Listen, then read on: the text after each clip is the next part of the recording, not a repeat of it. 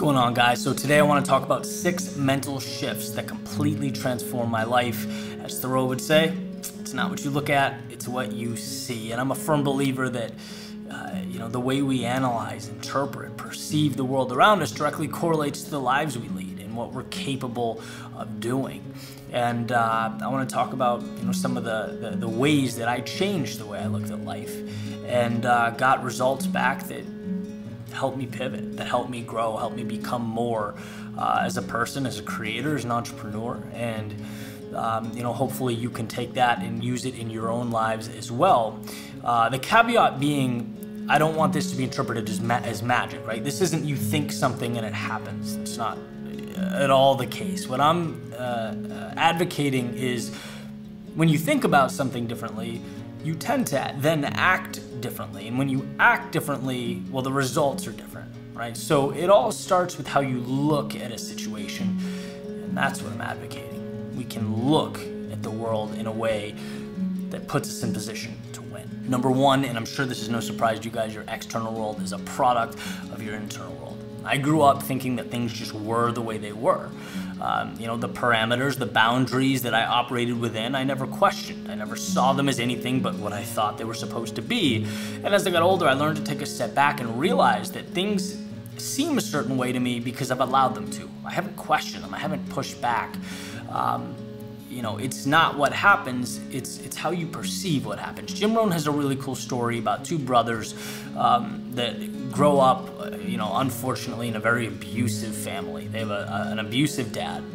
And they grow up and they have families of their own. And one is just as abusive to his kids. And he's asked about it and he says, yeah, of course I am. Like, how could I not be? Did you see what I went through as a child?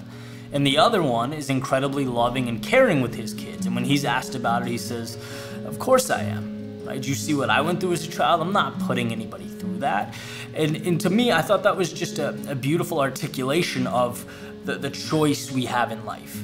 We can't decide what happens to us, but we can always decide what we do about it, how we perceive it. And that's why I make this number 1.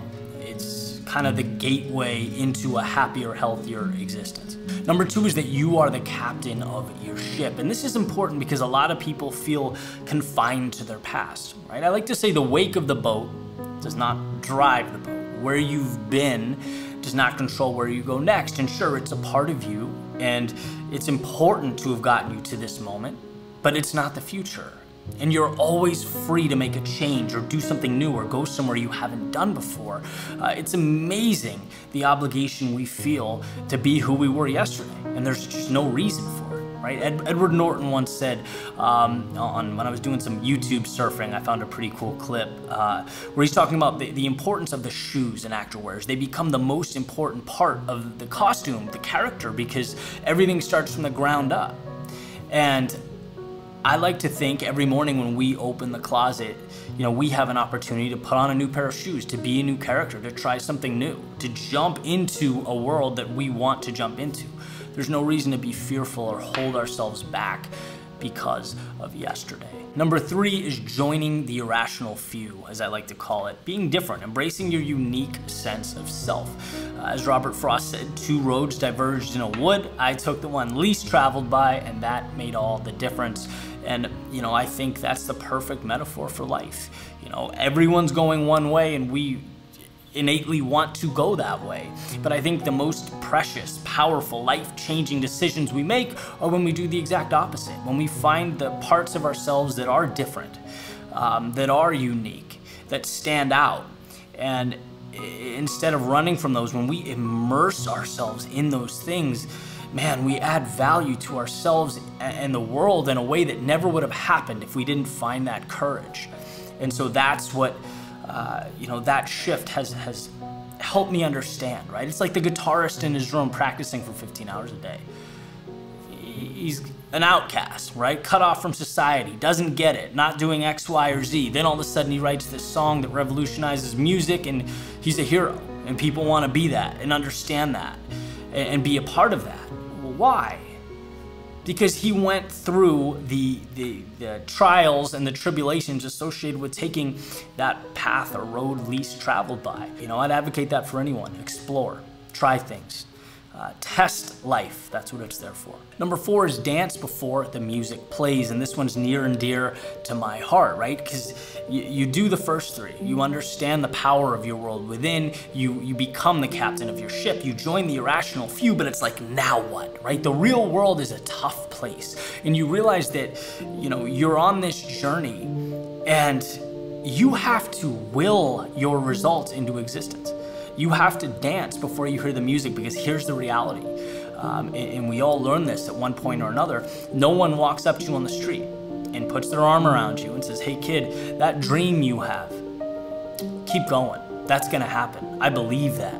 That's just not the reality. People only believe what they see, and they won't see it until you create it. Right? And so it's bridging that gap between your idea and the manifestation of that idea. You have to hear the song when no one else does. You have to believe it. And if you do that, it helps understand that there will be lows and there will be highs. That's part of life.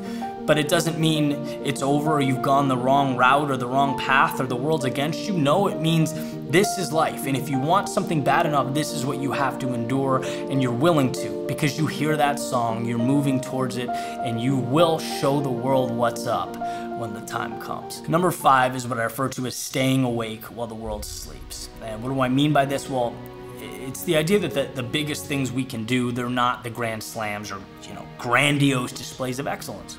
They're just not. They're consistent displays of discipline and courage and saying yes when most would say no.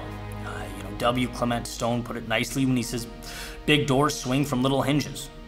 And so it's not looking at the little things as nuance or unimportant noise. No, the little things are everything.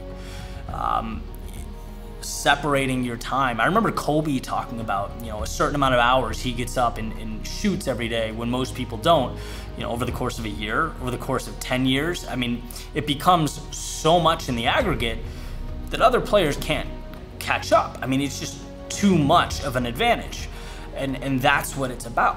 I wrote my TEDx talk about something called running in the rain, which is about embracing that discomfort. It's like opening the door in the morning in Boston. It's freezing, sleety rain, and you could easily go inside and run later, or you can grab a beanie and a coat and run now. And it doesn't seem important at the time, but it's everything at the time, because when you learn to say yes to those little discomforts, it moves beyond that run. It goes into every aspect of your life, and it's like you see yourself as someone who embraces adversity, someone who capitalizes on those little advantages. And over years, man, they're not little. They become big. They become important. So, yeah, run in the rain. And number 6, see life as a game. It's just not as serious as we make it out to be.